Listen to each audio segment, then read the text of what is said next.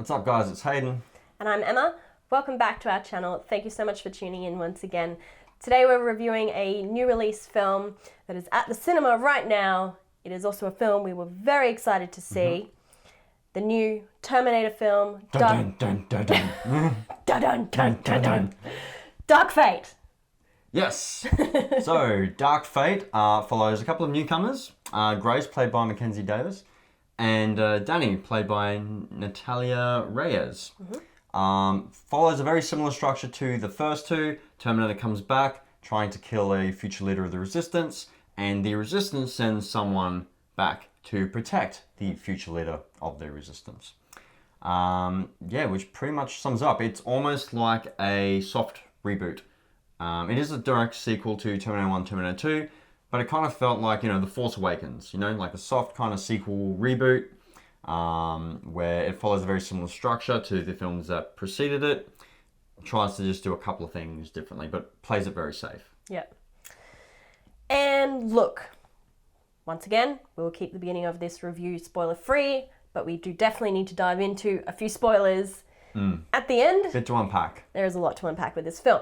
No spoilers just yet, but holy damn, they took a big risk within the first 5 minutes of this film. They risked it for the biscuit. They really did. Yeah, and I'm not sure if I liked the taste of said biscuit.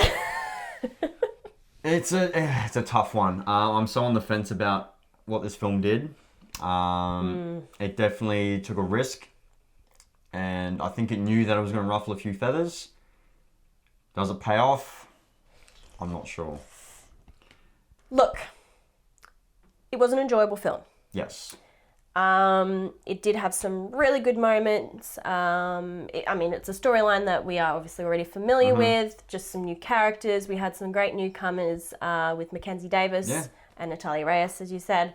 And of course, we had the wonderful Linda Hamilton and Arnold Schwarzenegger. It was great to see them back in these roles too. The actors were great. I thought Linda Hamilton, she's just a badass. And she is Sarah Connor. She is Sarah Connor. She is Sarah Connor. She plays the role so well, and all these years later is still nailing the role. And I hope I'm as badass as her when I'm her age. Is she 60 something, and she's big ass guns, rocket launchers, blowing Terminators off bridges, and yeah, she's very she definitely cool. holds her own in this one. She's very cool, and Arnie, of course, is great. Again, good to see him reprise his Terminator. It's not a Terminator film without him. He's going to be there. He'll be back. He's always going to be back. Yes, darling. So no, it was great to see him, and he was pretty funny in this one. Yeah. I don't think they relied too heavily on the humor. I know, especially Terminator 3 Rise of the Machines tried to bring more of that humor in, and I don't think it worked. Yeah, I like my humor. Yeah, I like my Terminator films serious. Yeah. And I did feel that there were times when it just took the humor too far in some of those sequels. This has a couple of humorous moments, but I don't think it takes it too far. No, it's kind of sprinkled throughout. Yeah, nicely. It's kind of like the Terminator 2 humor where John Connor's trying to teach him to smile. Yeah, it's kind of like almost like that kind of humor. Yeah. But I was really impressed by Mackenzie Davis, who plays Grace. Yeah. Who is she is a human, but she's like a hybrid. She's augmented. She's an augmented human. So she's from the future, 2042, I believe she is from, where they have the technology to enhance humans. So she's got increased strength, speed, although she does have a kind of a downside. Those abilities. Yes, we won't spoil anything, but... Which I liked, actually. I liked how they didn't just make her some super soldier, unstoppable super soldier. There was vulnerability there. Yep. Which I liked. Still human traits, because she was and is a human. So I really liked Mackenzie Davis. She was fantastic in that role. Natalia Reyes was also great. I feel like Mackenzie and Linda Hamilton still kind of overshadowed her a little bit more, but she was still good and brought some culture to the film and some emotion to the role. Yep. But for me, I definitely thought the originals, Arnie and Linda, were the standouts, and then next to them, Mackenzie Davis was really cool. Again, I hope I could be as badass as her because Yeah, good, strong female cast. Absolutely, good, strong female cast, which I absolutely loved. Terminator's been really good for that, having that strong female lead, and they've always had that with Sarah Connor. Yeah, and I'm glad they've kept with that theme. Yeah, strong in the female new one. protagonist. Yeah, because I mean, they could have easily have made Grace's character a male. Yeah. But I'm really glad that they made the decision to keep her female as well, and I think it just added something extra to the film. Yeah, so she was awesome. Some really cool action scenes between her and the new Terminator. Yes, the Rev-9, played by Gabriel Luna. I don't think we've seen a threatening Terminator like this since probably T2. Yeah. I definitely felt the danger with this Terminator again. Yeah. And they definitely took elements of that Terminator we saw in T2. Well, yeah, he's got a metal skeleton covered with liquid metal. Yeah. So, kind of like what they did in T3 with the TX, but definitely more well done. Yeah. But yeah, mix of like the T-800 with the T-1000. Yeah. So he was a really cool Terminator. Could split into two, which was cool. We haven't seen that before. Yep. Some big action scenes, as you would expect. Yeah, but the effects are well done. Visual effects. The effects are really good in this. Especially in the first scene that we were talking about. The one that's going to divide people, as divisive as that scene is, the effects in it. Won't spoil too much until the spoiler section, but the effects in that scene were, wow. Mind-blowing. Mind-blowing. Amazing. And then all the action scenes as well were handled well. Yeah, big action, a lot of jumping around and flips and throwing stuff at each other. And it was very CGI-heavy action scenes. Yeah. Which, it was well handled. I definitely prefer the more realistic action to the first two. I think that's part of their charm, and I do kind of miss that. And I think that's kind of what's missing a bit from a lot of modern-day movies. But for what it was, for the CGI, I think it handled it well. Yeah, absolutely. The Terminator effects were done well. I was a little bit worried looking at the trailer, because usually with trailers they'll put it out before they've actually fine-tuned the effects.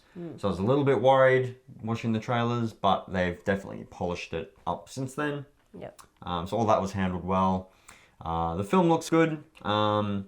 Any film with a massive budget is going to look decent nowadays. Yeah. Score-wise, a little bit forgettable. Yeah. They tried to bring back the original theme from T1 and T2 and modernise it, which I wasn't a massive fan of.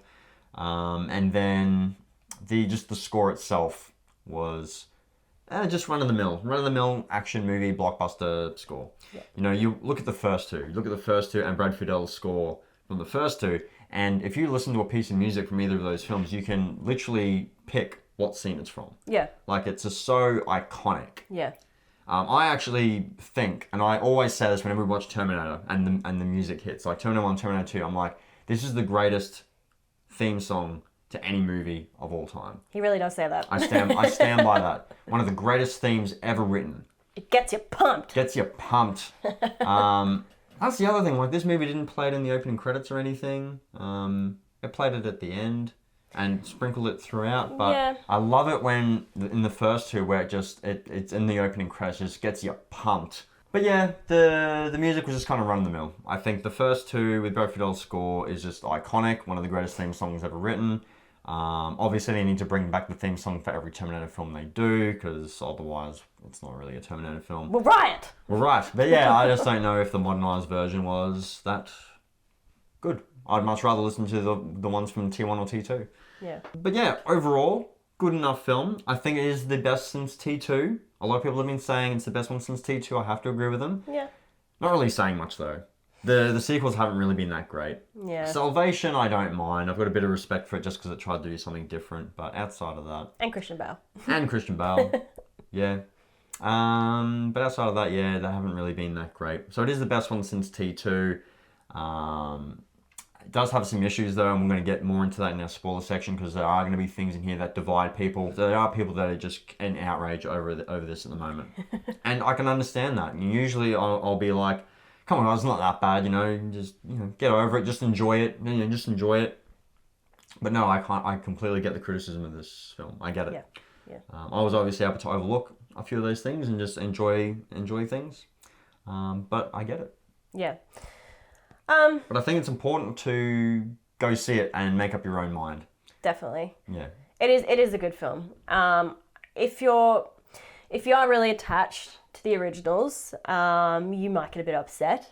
But if you can maybe take a step back from what happens and just maybe even treat it as its own film, because it does, as you said, follows the same sort of storyline. So it's kind of nothing new in that sense. So if you can kind of treat it as its own thing, you might enjoy it a bit more. But if you are pretty attached to the last two, you might be a bit outraged with what happens. It's very hard to do that too when it is a direct sequel to T2, and they've marketed it as a direct sequel to T2.